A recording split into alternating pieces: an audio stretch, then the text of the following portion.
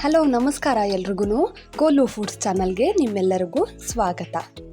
ತುಂಬ ದಿನಗಳ ನಂತರ ಒಂದು ಸ್ಪೆಷಲ್ ರೆಸಿಪಿನ ನಾವು ಮಾಡೋಣ ಅಂತ ಹೇಳಿಬಿಟ್ಟು ಇವತ್ತು ಮಾವಿನಕಾಯಿ ಉಪ್ಪಿನಕಾಯಿನ ಹಾಕ್ತಾ ಇದ್ದೀವಿ. ಸೊ ನಾನಿವತ್ತು ರೆಸಿಪಿನ ನಿಮ್ಮ ಜೊತೆ ಶೇರ್ ಮಾಡ್ತಾ ಇದ್ದೀನಿ. ಉಪ್ಪಿನಕಾಯಿ ಅಂತ ಬಂದರೆ ವಿಭಿನ್ನವಾದ ವಿಧಾನಗಳಲ್ಲಿ ನಾವು ಉಪ್ಪಿನಕಾಯಿಯನ್ನು ಹಾಕೋದನ್ನು ಕಾಮನ್ ಆಗಿ ನೋಡ್ತೀವಿ. ಇತ್ತೀಚೆಗಂತೂ ಇನ್ಸ್ಟಂಟ್ ಉಪ್ಪಿನಕಾಯಿ ರೆಸಿಪಿಗಳನ್ನು ತುಂಬ ಜನನೇ ಮಾಡ್ತಾ ಇದ್ದಾರೆ. ಆದರೆ ಹಳ್ಳಿಗಳಲ್ಲಿ ಮಾಡ್ತಕ್ಕಂತಹ ಸಾಂಪ್ರದಾಯಿಕ ಉಪ್ಪಿನಕಾಯಿ ಈಗಲೂ ಸಹ ಹಳ್ಳಿಗಳಲ್ಲಿ ನಾವು ನೋಡಬಹುದು. ಇವತ್ತು ನಮ್ಮ ಅಮ್ಮ ಉಪ್ಪಿನಕಾಯಿನ ರೆಸಿಪಿನ ಮಾಡ್ತಾ ಇದ್ದಾರೆ.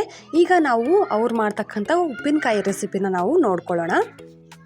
ಫ್ರೆಶ್ ಆಗಿ ಮರದಿಂದನೇ ಈಗ ಕಿತ್ತಂತಹ ಮಾವಿನಕಾಯಿ, ಇದರಲ್ಲಿ ನಾವು ಅರ್ಧ ಭಾಗದಷ್ಟು ಮಾವಿನಕಾಯಿನ ಹಾಗೆಯೇ ಇಟ್ಟಿದ್ದೀವಿ ಹಣ್ಣಾಗಲಿಕ್ಕೆ. ಇದರಲ್ಲಿ ಯಾವುದೇ ರೀತಿಯಾದಂತಹ ಕೆಮಿಕಲ್ ಬಳಸಿರೋದಿಲ್ಲ. ನ್ಯಾಚುರಲ್ ಆಗಿ ನಾವು ಮರದಿಂದ ಕಿತ್ತು ತಂದಂತಹ ಮಾವಿನಕಾಯಿ. ಇವುಗಳನ್ನು ಕ್ಲೀನಾಗಿ ಒಂದೆರಡು ಸಾರಿ ನೀರಲ್ಲಿ ವಾಶ್ ಮಾಡ್ಕೊಂಡ್ಬಿಟ್ಟು ಈ ರೀತಿಯಾಗಿ ಇಟ್ಕೊಂಡಿದ್ದಾರೆ. ಕಾಯಿಗಳನ್ನು ಒಂದು ಸಾರಿ ಕಟ್ ಮಾಡೋಕ್ಕೂ ಮುಂಚೆ ಕ್ಲೀನಾಗಿ ಒಂದು ಬಟ್ಟೆಯಿಂದ ಒರೆಸ್ಕೊಂಡು ನೀರಿನ ಅಂಶ ಇಲ್ದಿರೋ ರೀತಿ ಇಟ್ಕೋಬೇಕಾಗತ್ತೆ. ಈ ಕಾಯಿ ಆಲ್ರೆಡಿ ಬಲ್ತಿದೆ. ಇದು ಹಣ್ಣಾಗಲಿಕ್ಕೆ ರೆಡಿಯಾಗಿರುವಂತಹ ಮಾವಿನಕಾಯಿ. ಸೊ ಹಾಗಾಗಿ ಇದರಲ್ಲಿರುವಂತಹ ಬೀಜವನ್ನು ಬಳಸ್ತಾ ಇಲ್ಲ. ಎಳೆ ಮಾವಿನಕಾಯಿ ಆಗಿದ್ದರೆ ಬೀಜ ಸಮೇತ ನಾವು ಕಟ್ ಮಾಡಿ ಬಳಸ್ಕೋಬೋದು. ಯಾರೆಲ್ಲ ನನ್ನ ವಿಡಿಯೋನ ಸಬ್ಸ್ಕ್ರೈಬ್ ಆಗದೆ ನೋಡ್ತಾ ಇದ್ದೀರಾ, ಪ್ಲೀಸ್ ನನ್ನ ಚಾನಲ್ಗೆ ಸಬ್ಸ್ಕ್ರೈಬ್ ಆಗಿ, ಹಾಗೆ ನನ್ನ ಈ ಹೊಸ ಪ್ರಯತ್ನಕ್ಕೆ ನೀವು ಸಪೋರ್ಟ್ ಮಾಡಿ. ಸಾಧ್ಯವಾದಷ್ಟು ನನ್ನ ಕಡೆಯಿಂದ ನಾನು ಹೊಸ ರೆಸಿಪಿಗಳನ್ನು ಹಾಗೆಯೇ ವಿಭಿನ್ನವಾದಂಥ ರೆಸಿಪಿಗಳನ್ನು ನಿಮ್ಮ ಜೊತೆ ಶೇರ್ ಮಾಡೋಕ್ಕೆ ಪ್ರಯತ್ನ ಮಾಡ್ತೀನಿ. ಇಲ್ಲಿ ನೋಡಿ, ಅವರ ಅಜ್ಜಿ ಜೊತೆಗೆ ನಾನು ಸಹ ಮಾವಿನಕಾಯಿನ ಕಟ್ ಮಾಡ್ತೀನಿ ಅಂತ ಹೇಳಿಬಿಟ್ಟು ನನ್ನ ಮಗ ಕೇಳ್ತಾ ಇದ್ದಾನೆ. ಈ ರೀತಿ ಚಿಕ್ಕ ಪುಟಾಣಿ ಮಕ್ಕಳಿರುವಂತಹ ಮನೆಗಳಲ್ಲಿ ಏನಾದರೂ ನಾವು ಅಪಾಯಕಾರಿಯಾದಂತಹ ವಸ್ತುಗಳನ್ನು ಅವರ ಕೈಗೆ ಸಿಗದೆ ಈ ರೀತಿ ಇಡಬೇಕಾಗತ್ತೆ. ಹಾಗೆಯೇ ಅಡುಗೆ ವಿಚಾರ ಅಂತ ಬಂದರೆ ಮಕ್ಕಳನ್ನು ನಾವು ಗಮನ ಕೊಟ್ಟು ನೋಡಬೇಕಾಗತ್ತೆ. ಬಿಸಿ ಬಾಣಲೆಗಳಾಗಿರ್ಬೋದು, ಬಿಸಿ ಪಾತ್ರೆ, ಹಾಗೆ ಬಿಸಿ ನೀರಿನ ಪಾತ್ರೆಗಳನ್ನು ನಾವು ಅವರ ಕೈಗೆ ಸಿಗದೇ ಇರೋ ರೀತಿ ನಾವು ನೋಡ್ಕೋಬೇಕಾಗತ್ತೆ. ಪುಟಾಣಿ ಮಕ್ಕಳಿರುವಂತಹ ಎಲ್ಲರ ಮನೆಗಳಲ್ಲಿ ಈ ರೀತಿ ನಾವು ಗಮನ ಹರಿಸೋದು ತುಂಬ ಅವಶ್ಯಕ. ಈಗ ನಾನು ಸಹ ಒಂದೆರಡು ಮಾವಿನಕಾಯಿಗಳನ್ನು ಕಟ್ ಮಾಡಿ ಹೆಲ್ಪ್ ಮಾಡೋಣ ಅಂತ ಹೇಳಿಬಿಟ್ಟು ಕಟ್ ಮಾಡ್ತಾ ಇದ್ದೀನಿ. ಇಷ್ಟು ಮಾವಿನಕಾಯಿಗಳನ್ನು ಕಟ್ ಮಾಡ್ಕೊಂಡ್ಬಿಟ್ಟು ಒಂದು ಬೌಲಲ್ಲಿ, ದೊಡ್ಡದಾದಂತಹ ಬೌಲಲ್ಲಿ ನಾವು ಸ್ಟೋರ್ ಮಾಡಿ ಇಟ್ಕೊಳ್ಳೋಣ. ಈ ರೀತಿ ನೋಡಿ, ನಾವು ಮಾವಿನಕಾಯಿಗಳನ್ನು ಒಂದು ಮೀಡಿಯಮ್ ಸೈಜಲ್ಲಿ ಕಟ್ ಮಾಡಿ ಇಟ್ಕೊಂಡಿದ್ದೀವಿ. ಈಗ ಮಾವಿನಕಾಯಿ ಮ್ಯಾರಿನೇಟ್ ಮಾಡೋಕ್ಕೆ 2.5 ಟೇಬಲ್ ಸ್ಪೂನಷ್ಟು ಉಪ್ಪನ್ನು ನಾವು ಸೇರಿಸ್ಕೊಳ್ಳೋಣ. ಉಪ್ಪನ್ನು ಸೇರಿಸಿದ ನಂತರ ಕ್ಲೀನಾಗಿ ನಾವು ಕೈಯನ್ನು ಹಾಕದೆ ಒಂದು ಸಾರಿ ಚೆನ್ನಾಗಿ ಮಿಕ್ಸ್ ಮಾಡ್ಕೋಬೇಕಾಗತ್ತೆ. ಉಪ್ಪಿನ ಜೊತೆಗೆ ಅರಿಶಿನ ಪುಡಿ ಹಾಗೆಯೇ ಖಾರದ ಪುಡಿಯನ್ನು ಸಹ ನಾವು ಬಳಸಿ ಮ್ಯಾರಿನೇಟ್ ಮಾಡೋಕ್ಕೆ ಇಡಬಹುದು. ಆ ರೀತಿಯೂ ಸಹ ನಾವು ಟ್ರೈ ಮಾಡಬಹುದು. ಬಟ್ ಈಗ ನಾವು ಜಸ್ಟ್ ಉಪ್ಪನ್ನು ಮಾತ್ರ ಹಾಕಿಬಿಟ್ಟು ಮ್ಯಾರಿನೇಟ್ ಮಾಡೋಕ್ಕೆ ಇಡಬೇಕಾಗತ್ತೆ.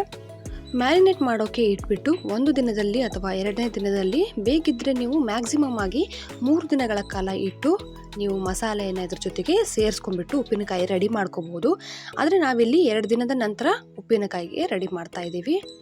ನೋಡಿ, ಇಲ್ಲಿ 2 ದಿನಗಳ ನಂತರ ನಾನು ನೋಡ್ತಾ ಇದ್ದೀನಿ, ಇದರ ಪೂರ್ತಿಯಾಗಿ ನೀರನ್ನು ಬಿಟ್ಕೊಂಡಿದೆ. ನೀರಿನ ಅಂಶ ಕೆಳಗಡೆ ನೋಡ್ಬೋದು.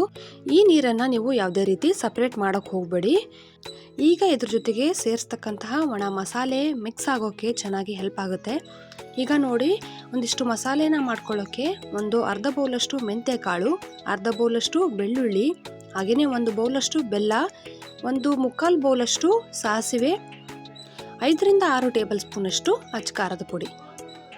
ಈಗ ಮೊದಲಿಗೆ ಒಂದು ಸ್ವಲ್ಪ ಸಾಸಿವೆ ಹಾಗೆಯೇ ಮೆಂತ್ಯಕಾಳು ಇಷ್ಟನ್ನು ಮಿಕ್ಸ್ ಮಾಡಿಕೊಂಡು ನಾವು ರುಬ್ಕೊಂಡು ಪೌಡ್ರ್ ಮಾಡಿ ಇಟ್ಕೋಬೇಕಾಗತ್ತೆ. ಈಗ ಒಂದು ಮಿಕ್ಸಿ ಜಾರಿಗೆ ಸಾಸಿವೆ ಕಾಳು ಹಾಗೆಯೇ ಒಂದು ಅರ್ಧ ಬೌಲಷ್ಟು ಮೆಂತ್ಯಕಾಳು ಇಷ್ಟನ್ನು ಪೌಡ್ರ್ ಮಾಡಿ ಸೈಡಲ್ಲಿ ಎತ್ತಿಟ್ಕೊಂಡ್ಬಿಡೋಣ. ಉಪ್ಪಿನಕಾಯಿಗೆ ಅವಶ್ಯಕತೆ ಇರೋಷ್ಟು ಮಾತ್ರ ಪುಡಿಯನ್ನು ನಾವು ಇದರಲ್ಲಿ ಬಳಸ್ಕೊಳ್ಳೋಣ. ಈಗ ಒಂದು ಬಾಣಲೆಯನ್ನು ಕಾಯೋಕ್ಕೆ ಇಡೋಣ. ಬಾಣಲೆ ಕಾದ ನಂತರ ಅರ್ಧ ಬೌಲಷ್ಟು ಎಣ್ಣೆಯನ್ನು ಹಾಕ್ಕೊಳ್ಳೋಣ. ಎಣ್ಣೆ ಸ್ವಲ್ಪ ಕಾದ ನಂತರ 1/4 ಬೌಲಷ್ಟು ಬೆಳ್ಳುಳ್ಳಿಯನ್ನು ನಾವು ತಗೊಂಡಿದ್ವಲ್ಲ, ಆ ಬೆಳ್ಳುಳ್ಳಿಯನ್ನು ಸ್ವಲ್ಪ ಜಜ್ಜಿಬಿಟ್ಟು ಎಣ್ಣೆಯಲ್ಲಿ ಲೈಟಾಗಿ ಫ್ರೈ ಮಾಡ್ಕೊಳ್ಳೋಣ. ಬೆಳ್ಳುಳ್ಳಿ ಸ್ವಲ್ಪ ಗೋಲ್ಡನ್ ಬ್ರೌನ್ಗೆ ಟರ್ನ್ ಆಗೋವಾಗ ನಾವು ಬೇರೆ ಮಸಾಲೆಯನ್ನು ಆ್ಯಡ್ ಮಾಡ್ಕೊಳ್ಳೋಣ. ಸ್ವಲ್ಪ ಲೈಟಾಗಿ ಲೋ ಫ್ಲೇಮಲ್ಲೇ ಬೆಳ್ಳುಳ್ಳಿಯನ್ನು ಸ್ವಲ್ಪ ಹೊತ್ತು ಹುರ್ಕೊಳ್ಳೋಣ. ಈಗ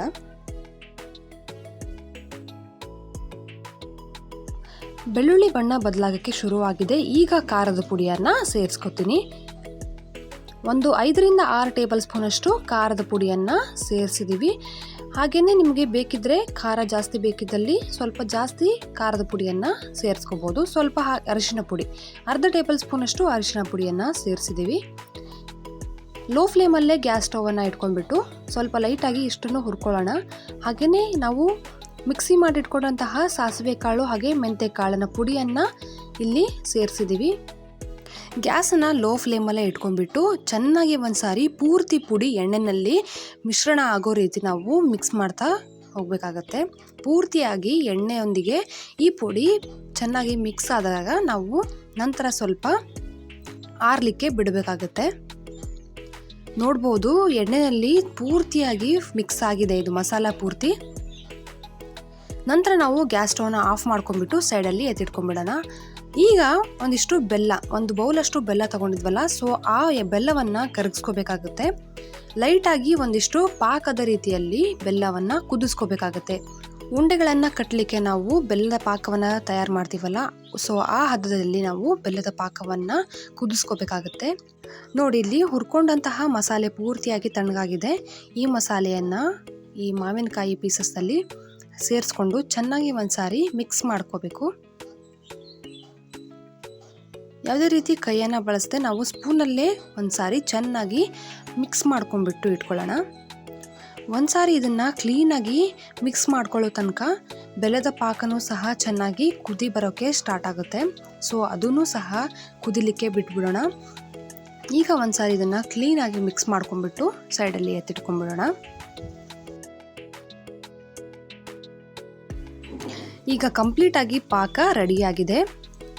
ಈ ರೀತಿ ಗುಳೆ ಗುಳೆ ಥರ ಯಾವಾಗ ಕುದಿ ಬರೋಕ್ಕೆ ಸ್ಟಾರ್ಟ್ ಆಗುತ್ತೋ ಆವಾಗ ನಾವು ಗ್ಯಾಸ್ ಸ್ಟವ್ನ ಆಫ್ ಮಾಡ್ಕೊಬಿಟ್ಟು ಇದನ್ನು ತಣ್ಣಗಾಗೋಕ್ಕೆ ಬಿಟ್ಬಿಡೋಣ. ನೋಡಿ, ಈ ರೀತಿ ಸಿರಪ್ ತುಂಬ ಚೆನ್ನಾಗಿ ತಣ್ಣಗಾಗಿದೆ. ಪೂರ್ತಿಯಾಗಿ ತಣ್ಣಗಾದ ನಂತರ ನಾವು ಇದನ್ನು ಸೇರಿಸ್ಕೋಬೇಕಾಗತ್ತೆ.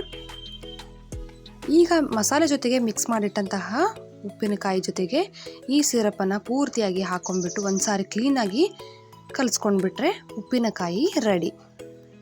ಈ ರೀತಿಯಾದಂತಹ ಉಪ್ಪಿನಕಾಯಿಯನ್ನು ನಾವು ಮಾಡ್ಕೊಳ್ಳೋದು ತುಂಬಾ ಸುಲಭ. ಹಾಗೆಯೇ ತುಂಬ ದಿನಗಳ ಕಾಲ ನಾವು ಇದನ್ನು ಎತ್ತಿಟ್ಕೊಂಡು ಯೂಸ್ ಮಾಡ್ಕೋಬೋದು. ಹಾಗೆಯೇ ಫ್ರಿಜ್ಜರ್ ಇದ್ದಲ್ಲಿ ನಾವು ಫ್ರಿಜ್ಜಲ್ಲಿ ಇದನ್ನು ಇಟ್ಕೊಂಡು ಸುಮಾರು 1 ವರ್ಷಗಳ ಕಾಲನೂ ಸಹ ನಾವು ಇದನ್ನು ಬಳಸ್ಕೋಬೋದು. ಈ ಉಪ್ಪಿನಕಾಯಿಯ ರುಚಿಯೂ ಸಹ ತುಂಬ ಚೆನ್ನಾಗಿರುತ್ತೆ. ನೀವು ಕೂಡ ಒಂದು ಸಾರಿ ಟ್ರೈ ಮಾಡಿ ನೋಡಿ. ನಿಮಗೂ ಕೂಡ ಈ ಸಾಂಪ್ರದಾಯಿಕ ಶೈಲಿಯಲ್ಲಿ ಉಪ್ಪಿನಕಾಯಿಯನ್ನು ಮಾಡುವಂತಹ ವಿಧಾನ ಇಷ್ಟ ಆಗಿದೆ ಅಂತ ಅನ್ಕೋತೀನಿ. ಈ ವಿಧಾನ ಇಷ್ಟ ಆಗಿತ್ತು ಅಂದರೆ ಫ್ರೆಂಡ್ಸ್ ಹಾಗೆ ರಿಲೇಟಿವ್ಸ್ಗೆ ಶೇರ್ ಮಾಡಿ. ವಿಡಿಯೋ ಇಷ್ಟ ಆಗಿದ್ದಲ್ಲಿ ಲೈಕ್ಸ್ ಮಾಡಿ ಹಾಗೆ ಕಮೆಂಟ್ಸ್ ಮಾಡಿ. ಫಸ್ಟ್ ಟೈಮ್ ನನ್ನ ವಿಡಿಯೋನ ನೀವು ವಾಚ್ ಮಾಡ್ತಾ ಇದ್ದರೆ ಪ್ಲೀಸ್ ನನ್ನ ಚಾನಲ್ಗೆ ಸಬ್ಸ್ಕ್ರೈಬ್ ಆಗೋದನ್ನು ಮರಿಬೇಡಿ. Thank you. ನಮಸ್ಕಾರ.